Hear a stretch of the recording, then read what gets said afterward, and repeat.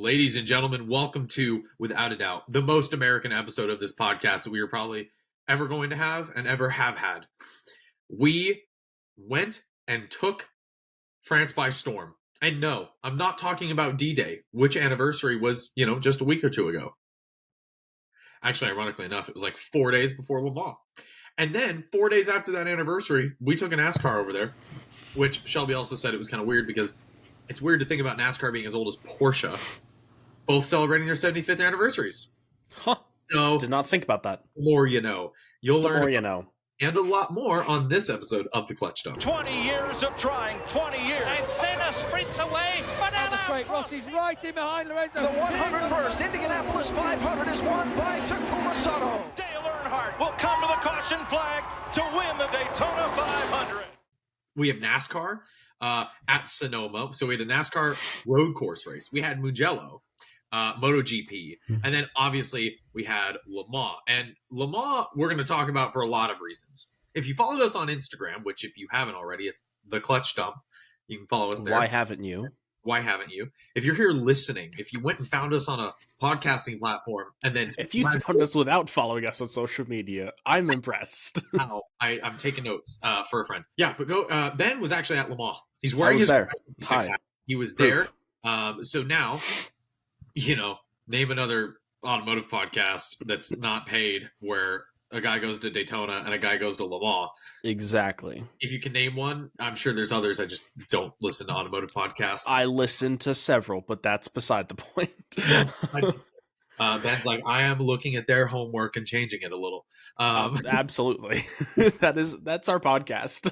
So, yeah, we got a lot to talk about, and we can jump right into it. Ben, do you want to start with Le Mans and then just touch the other things, or do you want me to blow through NASCAR and you can blow through MotoGP? I say you blow through NASCAR, and then I guess we can blow through MotoGP. I don't know. I didn't watch it. I'll be honest. But I saw highlights, and I follow them on Instagram, so like everything they posted, I saw. Perfect. Works for me. NASCAR at Sonoma. Last race of Fox coverage of this year. So if you aren't aware, Fox covers the first half of the season and NBC covers the second half of the season. That's how the broadcasting rights have been divvied up. Good to know. So the rest of the season will be on Peacock. The first half of the season was on Fox Sports. So that all being said, Sonoma was the last race. And I'm going to run through the entire order because why not? We had 36 cars. Denny Hamlin in last place, taken out in an accident, which sucks because he was on pole. Andy Lawley in 35th, Zane Smith in 34th, Tyler Reddick 33rd, Eric Jones 32nd. It was a shame for Tyler Reddick too. So he was running in the top five like all day. He had a shot to win. He got involved in a little accident. And then, Ben, are you familiar with the track map at Sonoma? I'm not, no. Otherwise known as Infineon? There's a hairpin that comes, that's the last corner with all the little tire barrier things around it. Okay, yeah. He came around the hairpin and then got a flat, needed to come into the pits. So rather than continuing down the straight, he cut through backwards the IndyCar short turnoff and basically cut an entire lap to pull into the pits for pit entrance. Okay. And the commentators were like, if that's not illegal, that was really smart, but how cool. Don't know that you can do that. He got penalized massively for it, so he finished way out. That makes sense. Eric Jones in 32nd, Ryan Blaney in 31st, Josh Bilicki in 30th, Chase Briscoe 29th, Eric Almirola 28th, Harrison Burton 27th, Grant Enfinger 26th, Austin Cindric 25th, Todd Gilliland 24th, Ty Dillon 23rd, Daniel Suarez 22nd. I'm going to mention something about the other Dillon here in a second. Justin Haley 21st, Corey LaJoie 20th, Austin Dillon in 19th. I'm gonna just point out his teammate Kyle Busch not only has 3 wins this season, he also finished second in this race. Yes, Kyle Busch is a much better NASCAR driver, but at what point is Richard Childress going to realize maybe my nephew or grandson or whatever the hell he is not a good driver? Because the RCR cars in the hands of good drivers are consistently top 5 cars, and Austin Dillon I don't think has finished in the top 5 all season.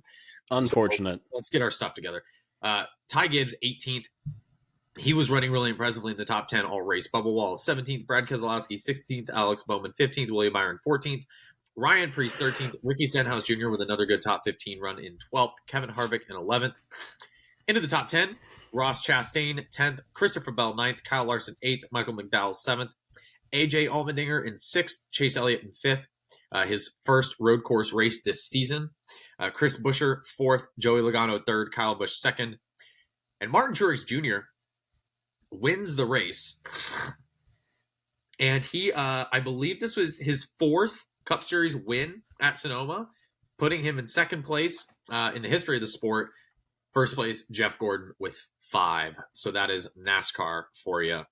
Moving on to Mugello. Mugello is cool, and I have a soft spot for it in my heart because that was the first MotoGP race I ever went to in 2012. A lot has changed. Well, yes, a lot has changed. I'm also trying to think. I started watching GP in 15, 16, something like that. So, but to be fair, you are an old man, so I there's am that. extremely senior. We had a sprint race this weekend, so I'm going to run through the sprint race results. Alex Marquez, DNF. Alex Rins, DNF. I don't know all their first names because it just has the first initial, so I'm going to go by last names.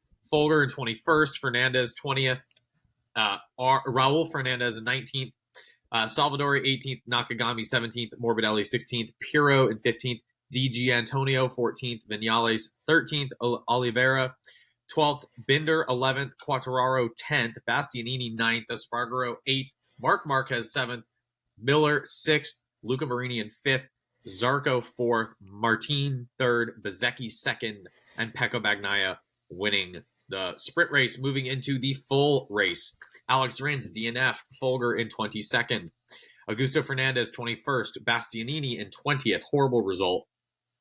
Raul Fernandez in 19th, Takia Nakagami in 18th, Luca Marini 17th, Fabio Giantonio 16th, Salvadori, I thought it was Salvadori 15th, Jack Miller 14th, Piro 13th, Quartararo 12th, Oliveira 11th, Vinales 10th, Jorge Martin in 9th, Mark Marquez in 8th, Morbidelli in 7th, Bagnaia in 6th.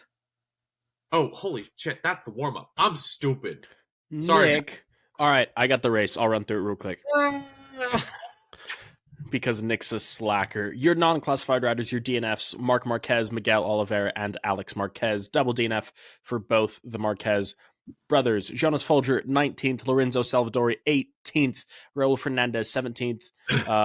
Miguel Piro in 16th. Augusto Fernandez, 15th. Fabio Di Giannantonio, 14th. Taka Nakagami in 13th. Maverick Vinales, not a great result, in 12th. Fabio Quartararo, also not a great result, in 11th.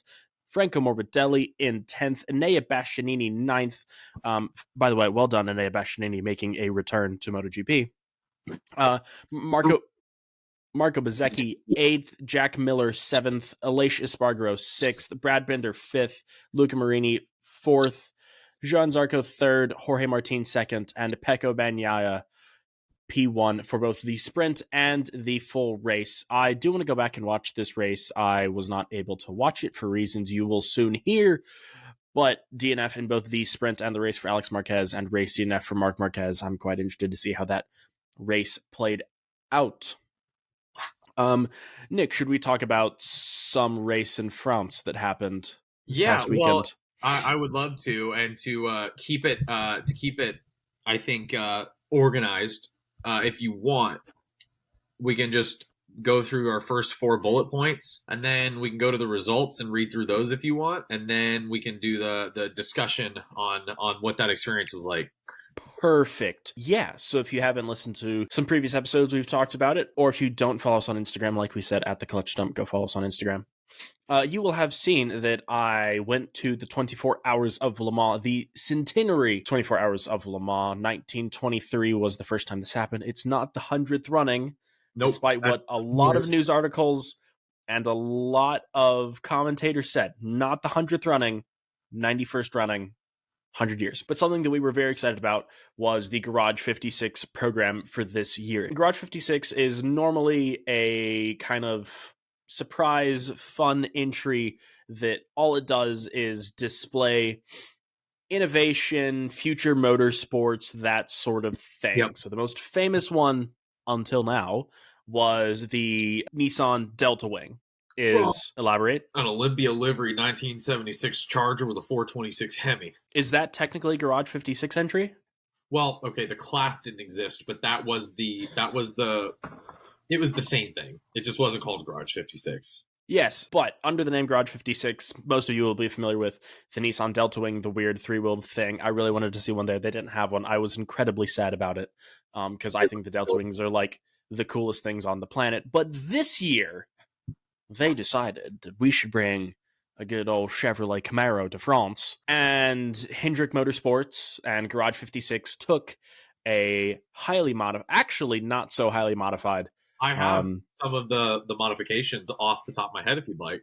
a next-gen Cup car Chevy Camaro ZL1. Nick, Patty, would you like to talk about the aero, the control arms, and the goodness?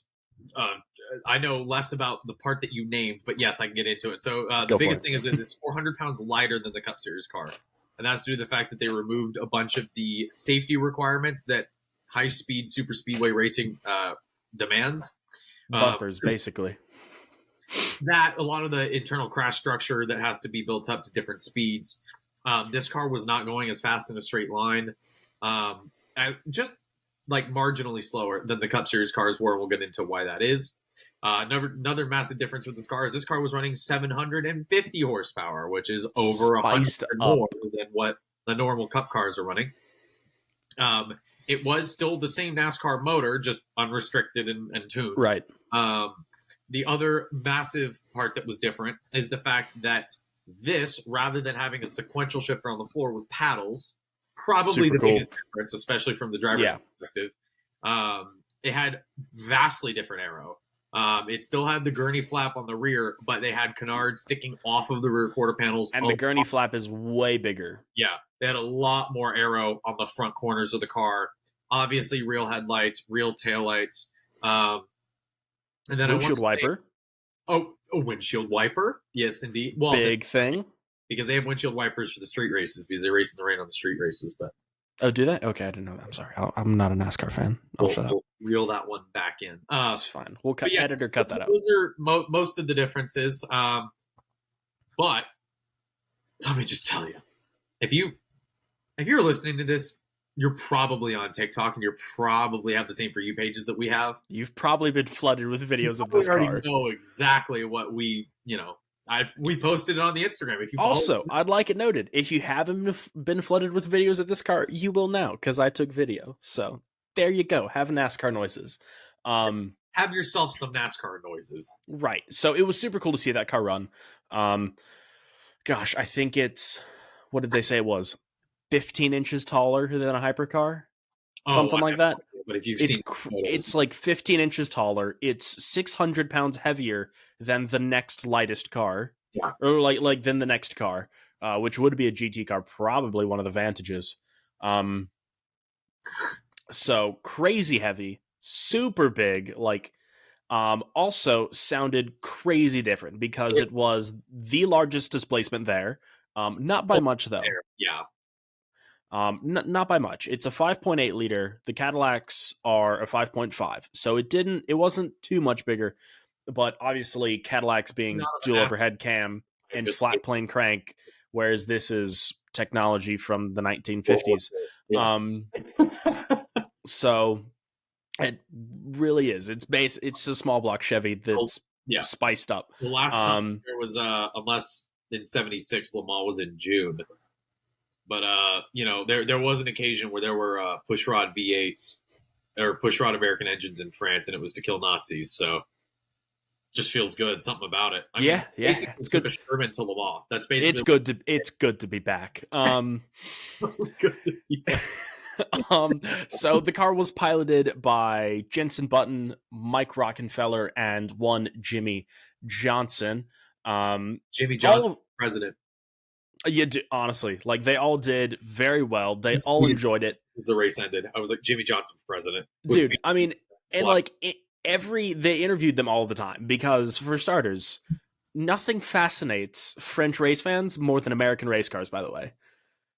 Any other race fan that's not American is what you mean. Right, pretty much. If you're out, you're a Korean race fan, if you're a Dutch race fan, American V8s. Here's the thing about this car. It's really cool. Okay, it's very cool. But if you stuck it in a field of other next-gen Cup cars, it's marginally cool. Okay? No, wrong. No. No. Very cool. Very cool. But it's not as cool as it is when it's next to LMP cars, hypercars, and GT cars. It's very different, but I will put this in comparison. Shelby will not watch NASCAR because she thinks the cars are boring and don't go very fast. And They are boring. Get enough of the next gen car at Le Mans. I would agree. There's enough of a difference to have a fan or to not have a fan. Right. And the answer is we need F1 drivers and 24 hours is what we need. I'm gonna go back into our texts and I'm gonna go look to see if you sent me photos of a Garage 56 hat, because I feel like if you did, I would have bought one. I'm just gonna go back real quick. I don't know. I might not have offered that to you. Because it looks really good, and it would be a really good hat to wear barbecuing. I'll be honest, it's a really good hat. It is a snapback. It's very nice. Yeah. Anyway, Garage 56 car did fantastic. They finished 39th overall. Only 42 cars finished. We'll get to that later. They did have 22 hours in a transmission failure. I'll see if I have that video. I think I have it. It was like 18 or 19 because it took them like an hour to fix it. And then they ran for a bit after that. They might have come back in at 22 hours. Maybe that's what it was. Okay.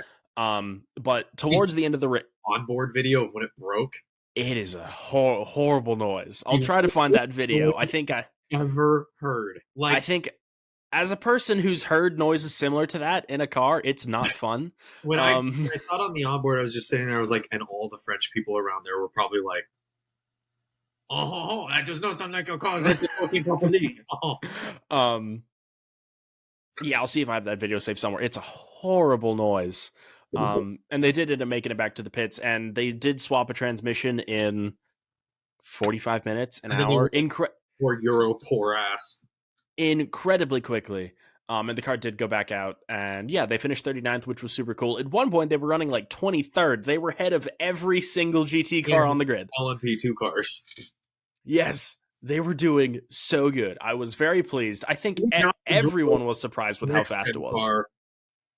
For hours and hours and hours and hours on a track he's never driven, and he didn't wreck once. Yeah.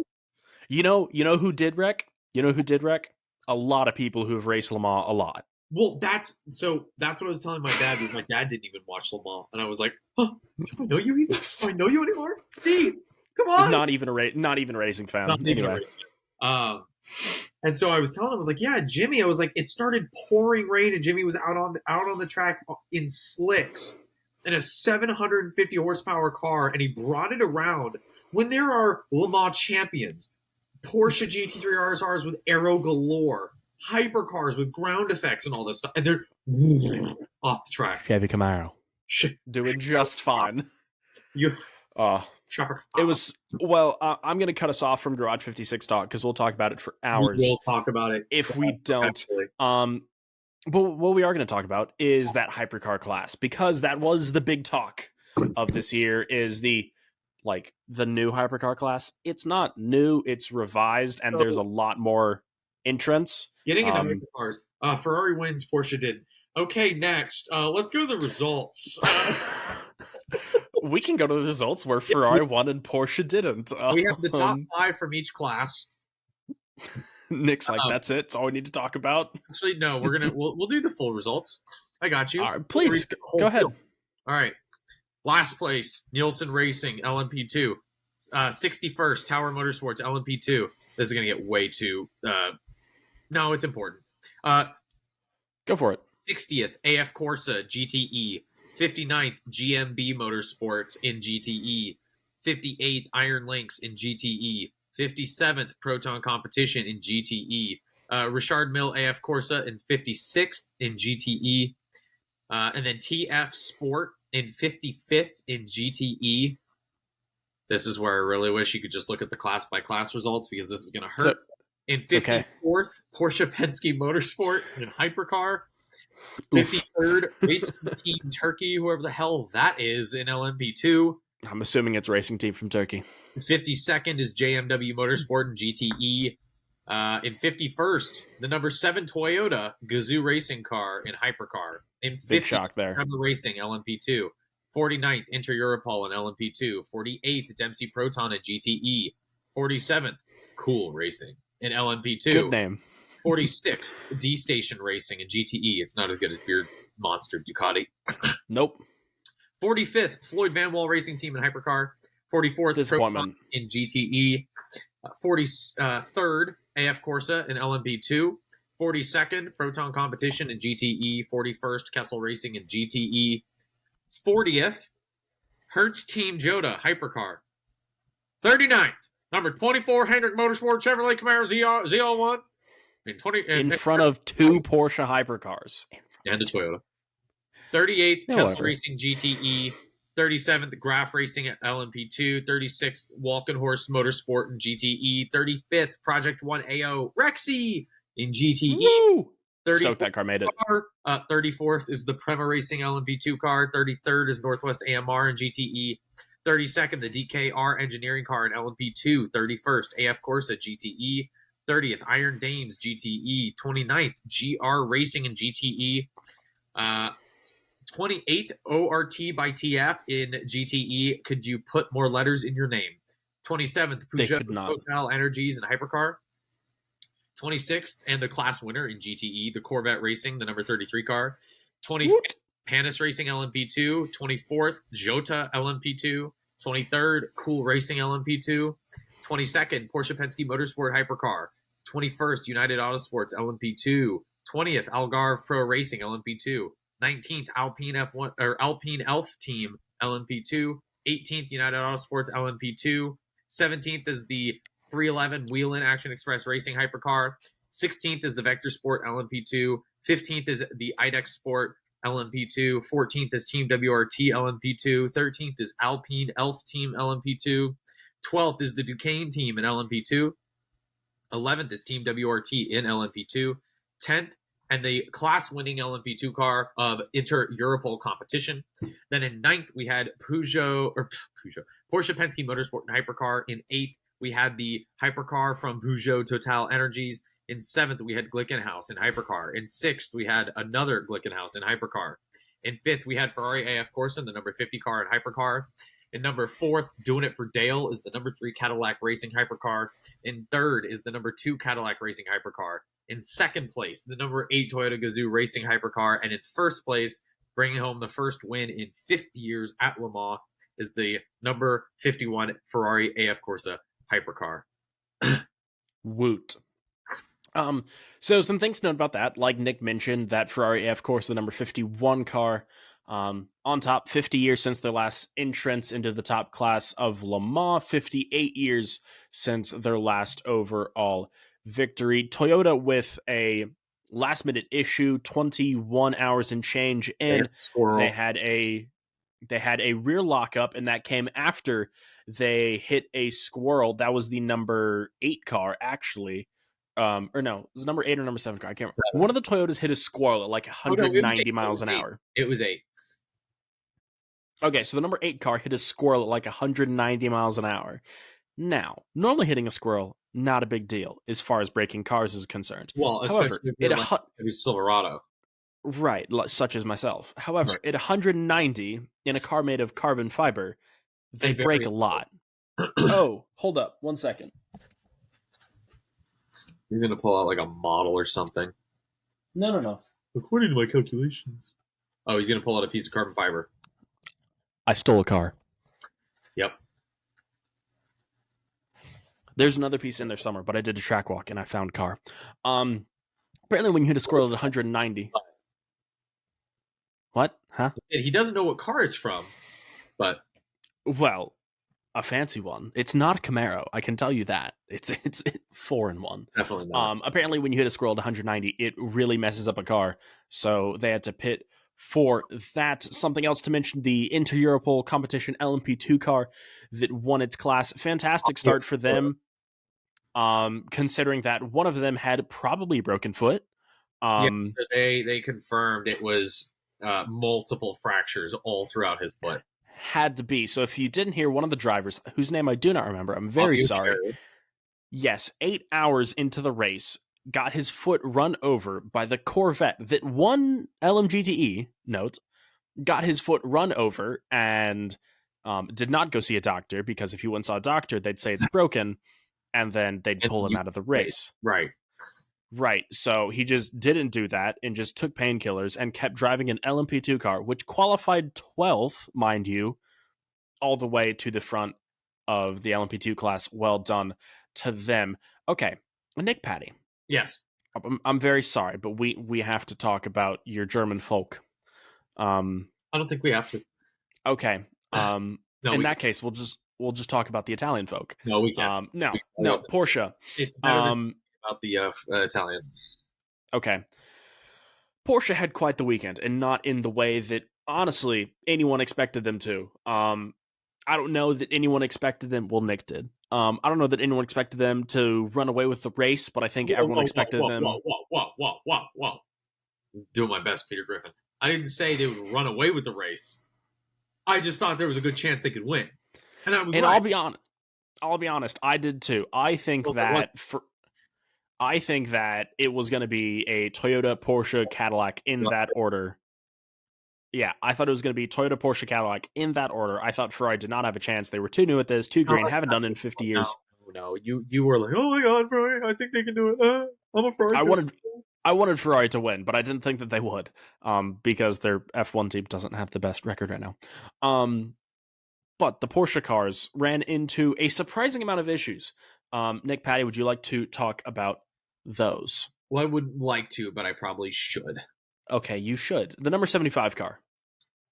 I don't even remember what the issues were for each car. I just know they had issues, and it doesn't really matter, does it? Because they freaking sucked. Well, the number... So I'm going to basically recycle a rant that I put up on TikTok, and I actually filmed the TikTok as I was sitting in the Canes parking lot waiting for you. Going into this weekend, there were 3 teams that had run their car for 24 hours in a race environment. Toyota, 5-time consecutive reigning Le Mans champions. Cadillac did okay at Daytona. And Porsche, who did garbage at Daytona. True. Sat back, having driven halfway across one of the largest, the largest country in the world besides China and Russia. Having driven halfway across that country, which in some cases is bigger than all of Germany. I could have driven from North Germany to South Germany in the time it took me to get from here to Florida.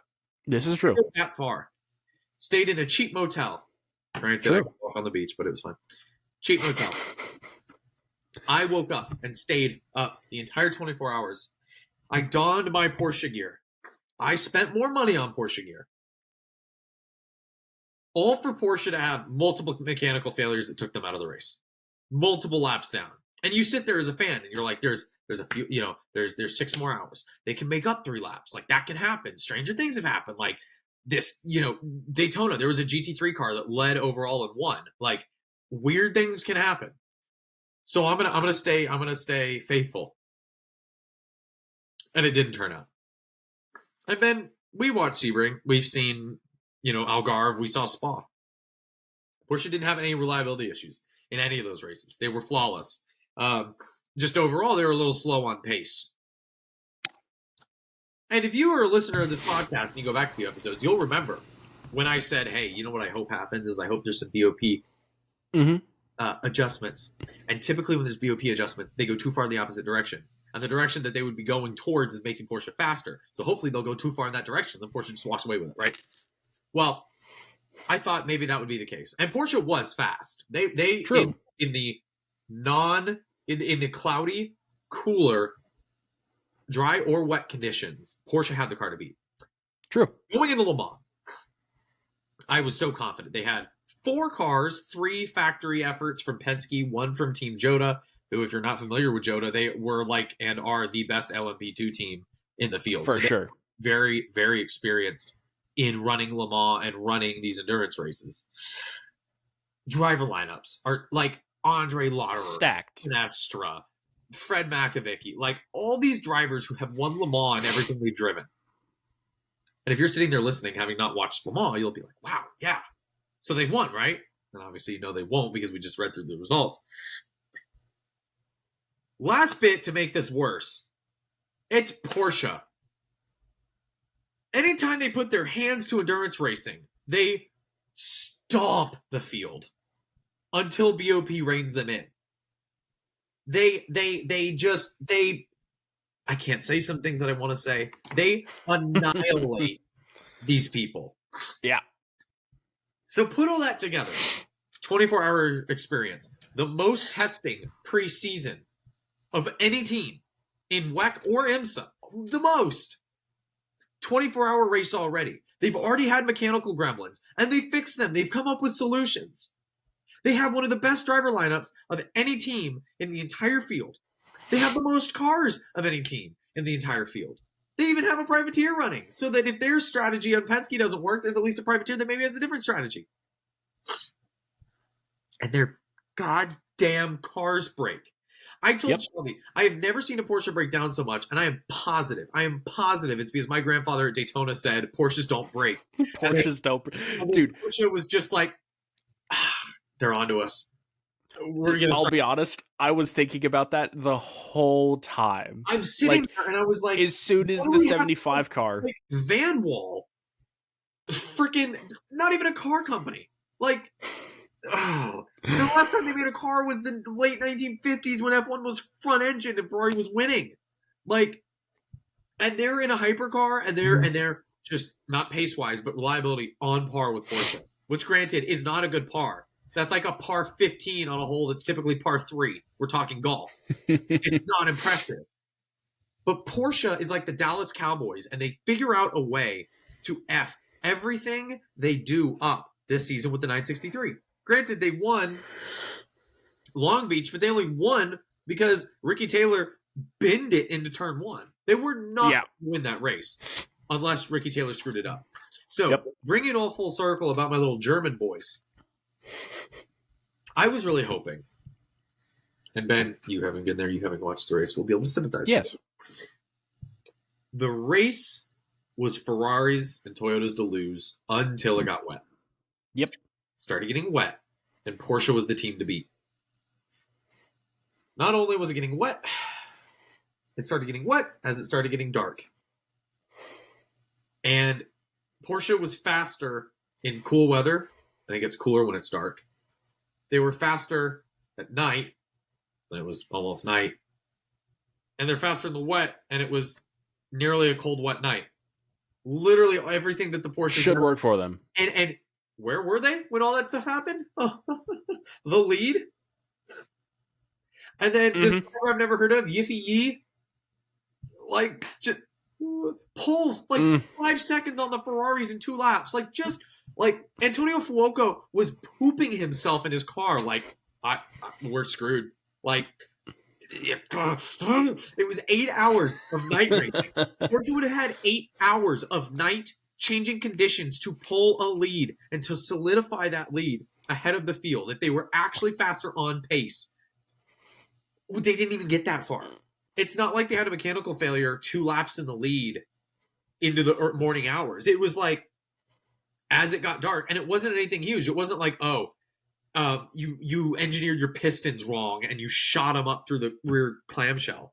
It's like, you had a little leaky thing here. You had a little adjustment thing here. Like, I don't understand how this shit breaks at Le Mans when it didn't break at Daytona. Daytona is a harder track on the cars with the transitions from the bankings. It hasn't been repaved in God knows when.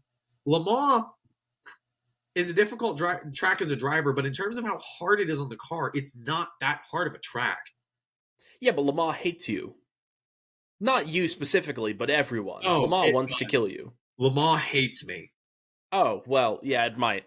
I mean, honestly, because here's the thing. Ferrari, mechanical issues. Ferrari beached it in the gravel. Toyota, hitting squirrels and getting rear-ended. Like, Ferrari taking a 30-minute pit stop at one point as well. If Porsche didn't have a mechanical failure, their drivers didn't make a single mistake. Not one. They didn't put their wrong. They would have been fighting one Ferrari and one Toyota with Ryo Hirakawa, who under pressure couldn't brake correctly in Arnage. So, which is honestly we should talk about that now. So the number 8 car. That pissed me off so much because they're about to put Sebastian Buemi in the car. And I was like, oh, Buemi is going to hunt that Ferrari down. And they're like, no, we're going to be polite because Rio was originally scheduled to be the anchor. So we're going to give it to Rio Hirakawa. And then they lost because of it. So they had a driver hop out of the car. And when he hopped out of the car, he told them, hey, heads up. Oh, yeah. After the long straights, it likes to lock up the rear. Yep. And they were like, cool, thanks for the tip. And then about 2 laps later, they proceeded to spin the car into Arnage, which for those of you that don't know is a slow right-hander. Is a slow 90-degree right-hander. So that was pretty interesting to watch. Something I'm very curious about is this is only the second time that we have seen the LMDH and LMH cars together.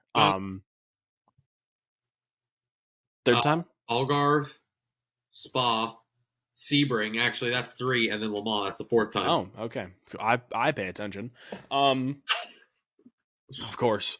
You're like, yeah, that's what I said. 4. That's absolutely, yeah. 2nd, 4th, whatever. Anyway, every time though the LMH cars have been a bit faster than the LMDH cars. So it didn't totally surprise me that Ferrari and Toyota were doing well. That's what makes this race so annoying. Is it was the one race where LMDH cars, the Cadillacs and the Porsches, in different weather conditions were competitive. The Cadillac in the final stint was setting lap times identical and a little bit quicker to the Ferrari and the Toyota. It was just which is impressive considering rear-wheel drive cars versus the Ferrari and the Toyota being all-wheel drive cars. So it's Anyway, crazy race. Not a great race for Porsche, despite the fact that it's their 75th anniversary, given the special liveries. Special livery. They did a whole thing coming back. Most successful Le Mans team ever. Still are. Which, just to flex on the entire rest of the field, the commentators were like, yeah, Porsche's the most successful overall Le Mans winner of all time. Second, I think it was Ferrari. Audi. No, I think Ferrari's second. I think Audi's third. Okay. Let me see. He's Googling people. I should know this, but here's the reason I say this is okay. No, Audi is second with 13, but Ferrari is third with 10. And I'm sitting here and I'm like, guys, Ferrari was at Le Mans for the first 30 years, 30, 40 years of the sport. It was in 40 years. And they in 40 years won more than every other manufacturer other than Audi and Porsche. Because they've been gone for 50 years. So for 50 years, Ferrari hasn't even been running, and they're still third overall in most successful wins. And Audi's same thing. Audi ran, for 20 years maybe? I'll say Audi joined in 98 or 99? Maybe not even that. It might have been... I mean, yeah, I think it was 98 or 99.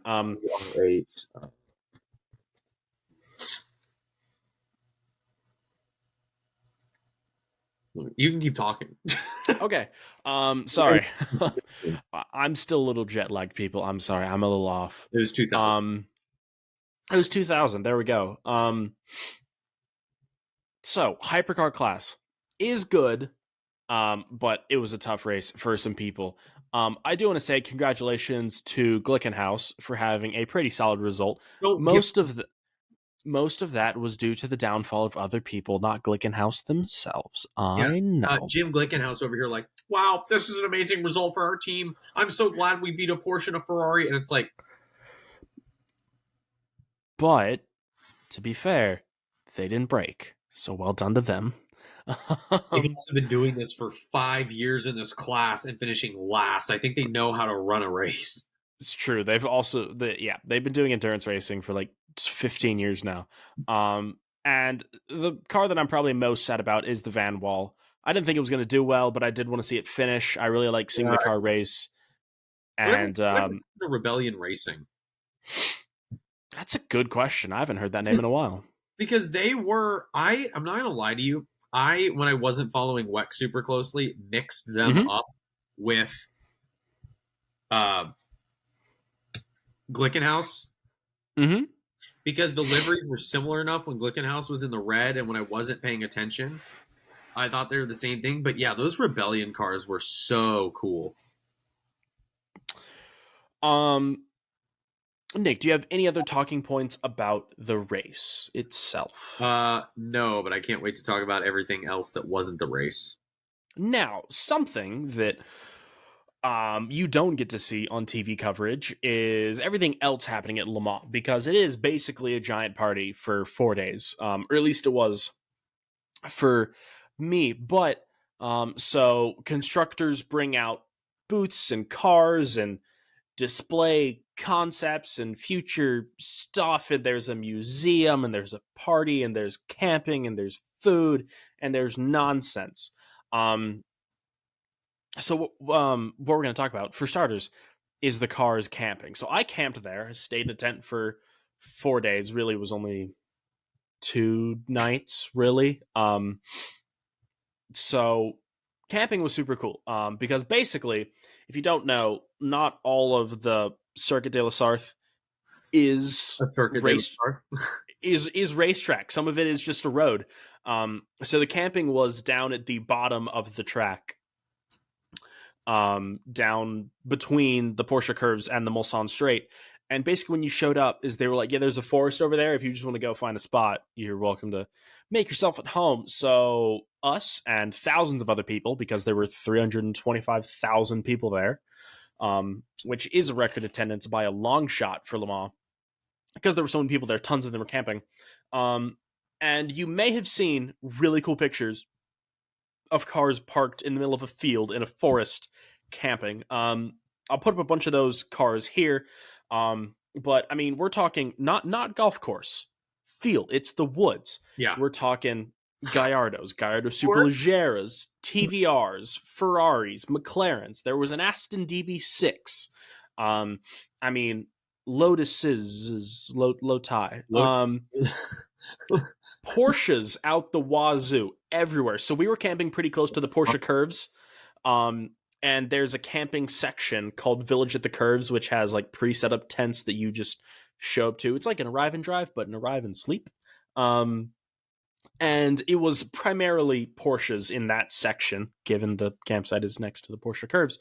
But I mean, we're not talking 986 Boxsters and, Cayennes with lift kits. We're talking, Taycan 86 Boxster. There was a 986 Boxster, because there has to be. But I mean, we're talking liveried up GT3s, turbos, Turbo S's, old cars. There's a really cool picture of 2 964s that I'll put up here. Tons of cool stuff. Ridiculous. The Aston Martin Vantage. Yep. To normal people, very cool car. To the camping section at Le Mans, basically a Honda Civic. They are everywhere. They're everywhere. They are dirty. I saw ones with bumpers hanging off. Like, they are treated like nothing.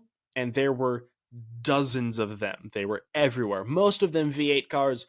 I did see 2 manual V8 cars, and I saw a couple V12 cars. Most of them the older body style. There was one new Vantage in the Village at the Curves, which is super cool to see. It was very nice, like light gray, chalkish color. Nuts. Also, it is a party. People do stay up till like 3 a.m. I'll put a nice video up here that I haven't shown Nick yet, but I'll put a little short video up here of our neighbors on, God, it had to be Thursday night. Oh, yes. So, I don't know if you can see me. It's kind of my face there-ish. We're at our campsite, which is in the middle of the woods, and it's midnight. So I don't know if you can see me, but you can most definitely see that. Probably hear music in a second. Maybe. Can we stop? There it is. That's going to be happening for a while. Yeah, camping was a really good time. If you ever go to Le Mans, camp. Don't stay in a hotel. Camp, get the full experience. Mm-hmm. Jump in feet first. Super cool. Now, I'll be honest. The thing that I was most excited for wasn't actually the race. Very excited for the race, obviously. Have to be. But what I was actually really excited for was the Grand Exposition. because I've been following Le Mans for several years, and if you know anything about me, the only thing better than old cars is race cars. The only thing better than race cars is old race cars. Yep. So, for the centenary anniversary, they brought out 81 cars that have raced at Le Mans, 61 of which have won. Anything you can imagine. For starters, all 13 of Audi's winning cars were there, so that was super cool to see. Everything in between. However, on Friday and Saturday, they did do a parade of 40 of the cars. And on Friday, they did a Le Mans start. If you're unfamiliar with the Le Mans start, you've probably never heard of Le Mans in general. So pre-1970, what they would do is, for starters, the pit lane and the front straight were the same thing. There wasn't a wall. Yep.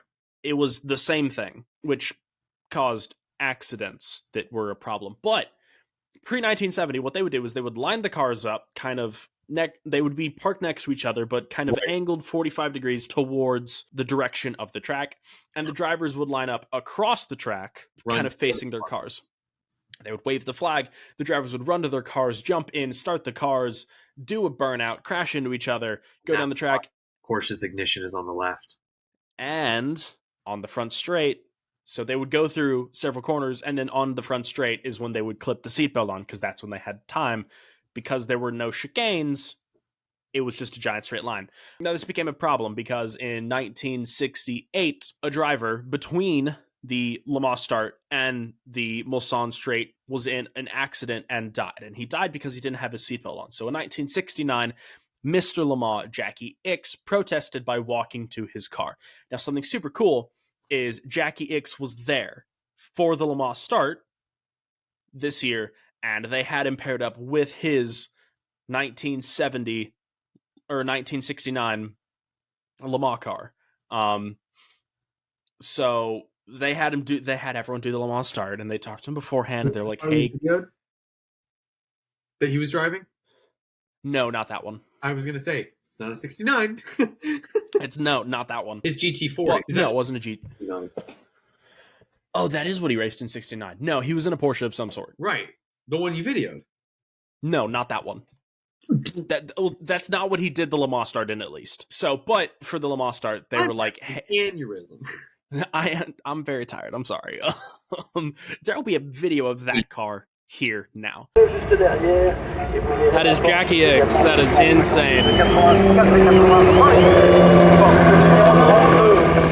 But they talked to him beforehand. They're like, hey, we're going to do the Le Mans start. Can you walk to the thing so we can do a whole thing, blah, blah, blah. That was super cool. And they did the Le Mans start, and then they drove, one after the other because they're all they're priceless. They drove them up to the Dunlop Bridge, and then that was super cool, and then they left. And now, so we were watching from inside the track, and our seats were outside the track. We were sitting at Tetra Rouge, so we go to walk to our seats after they do the Le Mans start, and they have to drive the cars back to the museum, which is on the other side of the track. And got to have a sexual experience with the best. And my word. So I'm walking back, and there's a giant crowd of people. I'm like, I wonder what these people are doing. And I look, and all of a sudden, there's the Golf 917 Longtail driving down the road, and I stick my arm out with a camera. The dude looks at me, and right in front of me just gives it a foot full of throttle. My right ear was ringing for 2 minutes, and it was worth every second of it. I'll put that video here for your hearing pleasure. Holy crap.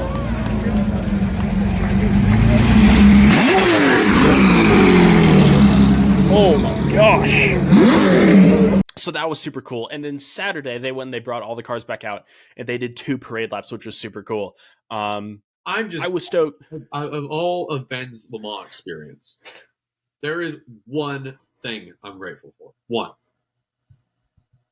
And it's the fact that Ben now cannot reasonably and honestly argue that the Porsche 917 is not the greatest race car of all time. Because having heard them and seen them in person just eviscerates whatever you think you see in photos. It's certainly on the podium for greatest race car of all time.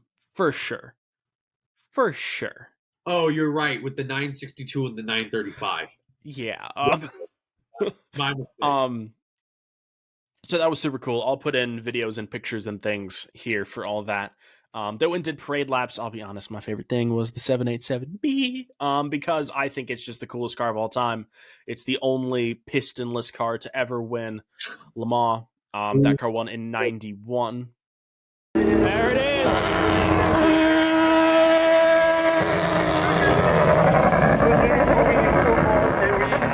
That car is idling. Yeah. Hmm? The whole reason we like the Garage 56 cars is because it's old technology, and you're over here like, I like the 787B because it had different technology. Yeah, it shouldn't work. It makes no sense. Pistons are love, pistons are life. Yeah, I guess that's true. So 787B was super cool, and like Bugatti brought out the EB110 that raced in '94. Which was there was a trio of Rothmans, 956, 962s there. There was the Newman 962, which was gorgeous. And then a bunch of other too. Yeah. And then there was also like a 250 GTO and the Ford GT40 that won in 1966. That was there, which was super sick. Yeah, and then everything in between. Delahaye's, Bentley blowers, super cool stuff. So that'll all be here. But something I was super excited about is the Constructors Village, because I got to see something that I've never seen before, which is the debut of a new car. I got to see a car reveal in person. Oh.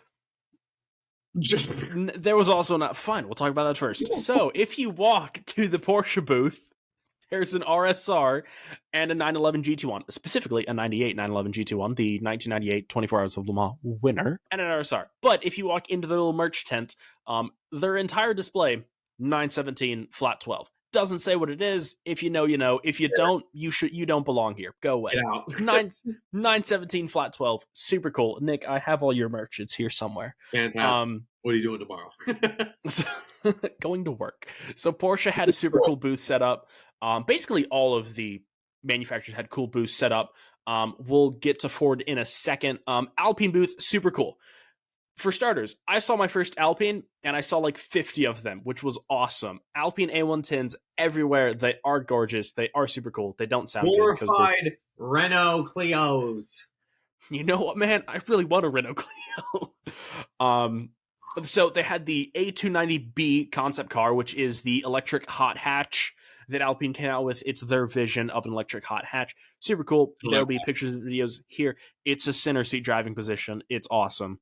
And then they had an A110 there, which I thought was a Fernando Alonso edition. It's not. It's called the E-Ternite, something like that. I probably pronounced that wrong. It's probably much more graceful in French. It's an electric A110. Racist. Yes.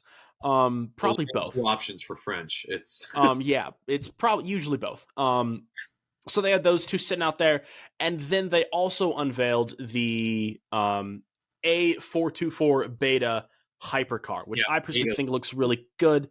Nick thinks it looks horrible, but I wouldn't even say I think it looks horrible. But you did when we had lunch yesterday. I don't think it looks that great, and I think Alpine can shove it. All right. Well, there we go. That's Nick's day sand. Okay. I think it looks really cool. They unveiled it. They had it displayed there. There'll be videos here. The only red I don't like. Cadillac had a cool booth. They had the North Star LMP car out there, and they had a Lyric out there, which was super cool because I haven't seen one here, despite the fact that they're driving around. Audi had a cool booth. They had an R18 there, as well as an RS3 DTM car, and the Hunatron, the electric Gymkhana car, which was super cool. That was a cool surprise there. It wasn't posted about anywhere. Audi Performance didn't post it. Lamar didn't. No one posted it. Hoonigan didn't post it. Nothing. It was just there. It was in the corner.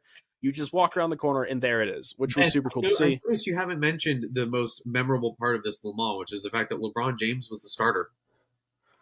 Oh, by the way, that was one of the funniest things. All of the people around me not knowing who LeBron James was. That was the best part.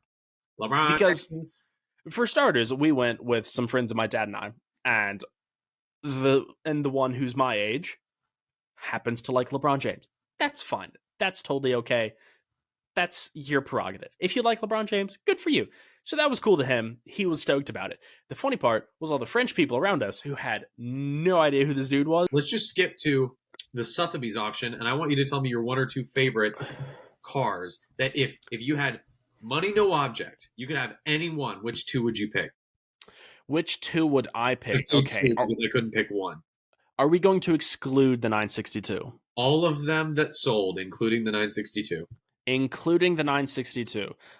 For starters, they sold a Rothman's 962, and they won't tell us how much they sold it for. Yeah. That's how much it sold for.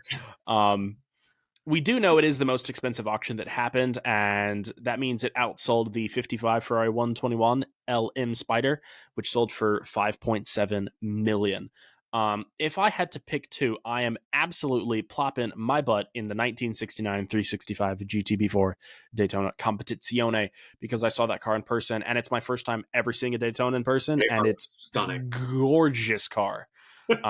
Okay, so that one, and I'm having a tough time picking which of the two American cars I want, and it is going to be the Celine S7 because that is my dream car, my American supercar dream car. I have loved the Celine S7 since I was like 10. I think they're the coolest things. I would take a Nick, Patty, you can hate me. GTS car over that.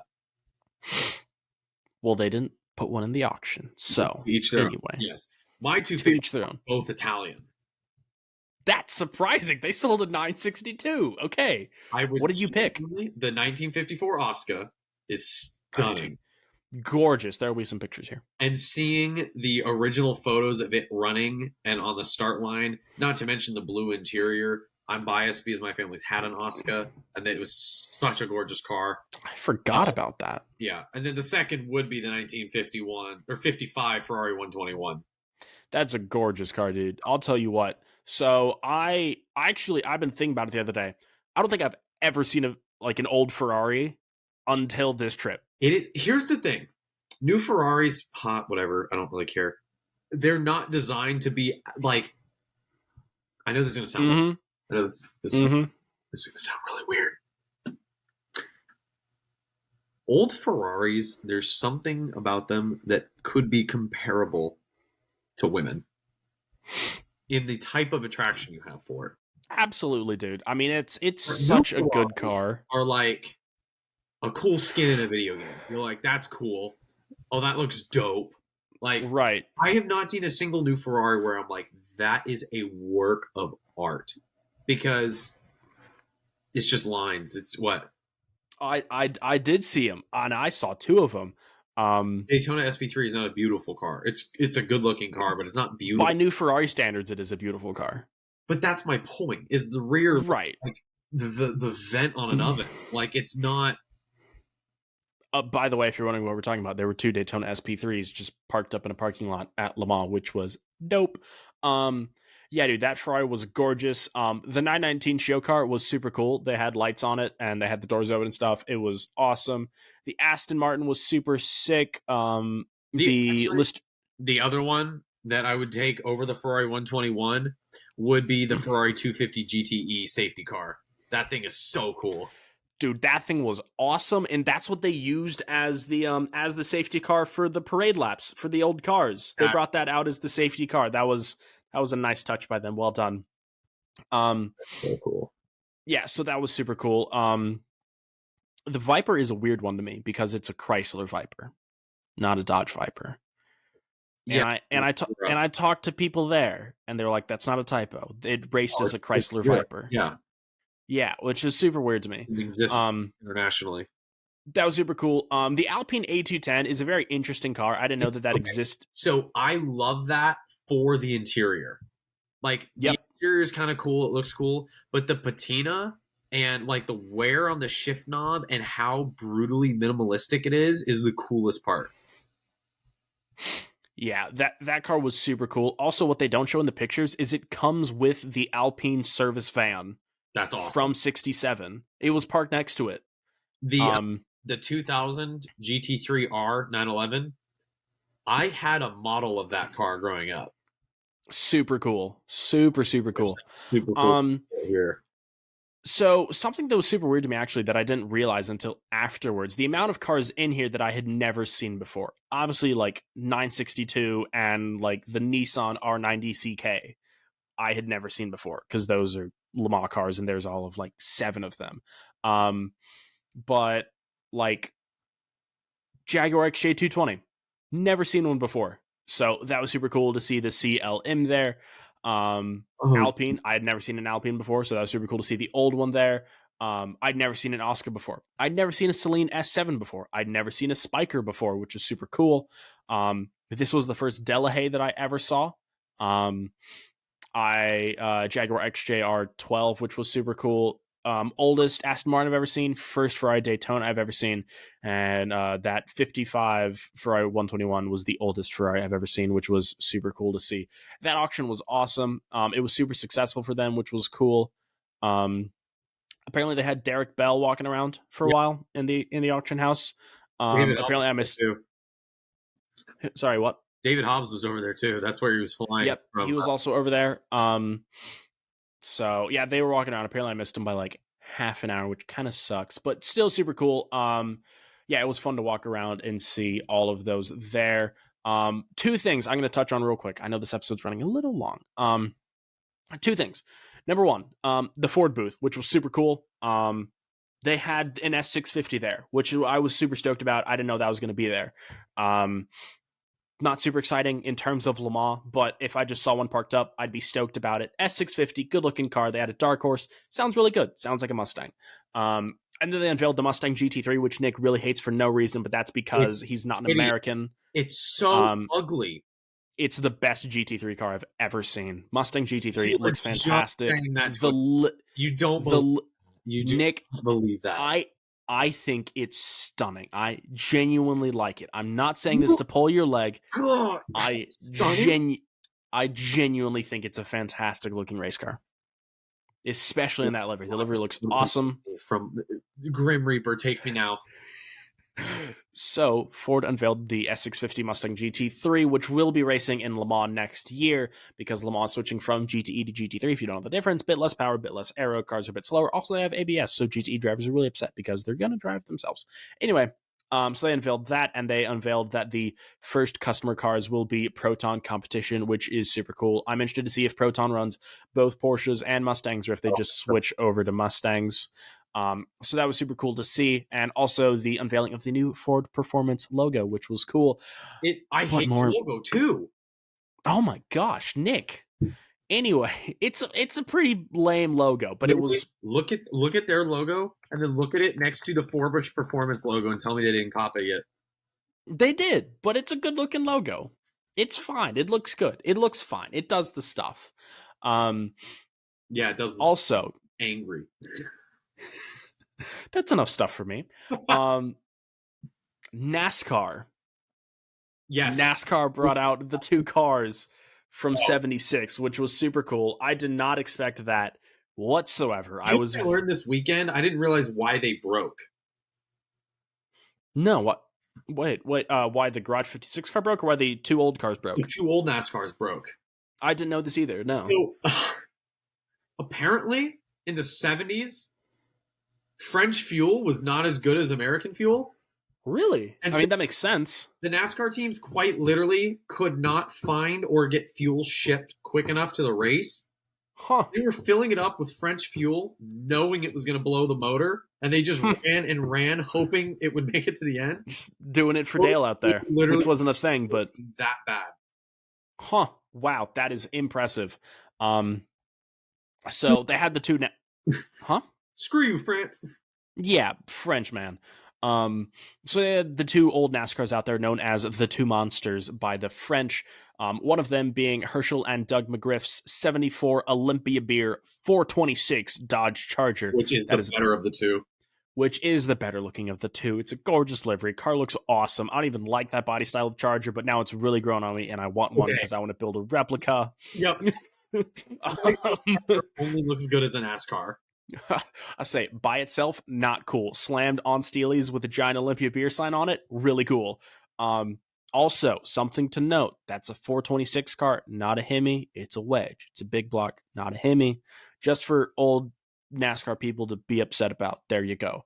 And then the other car is a 75 427 Ford Torino.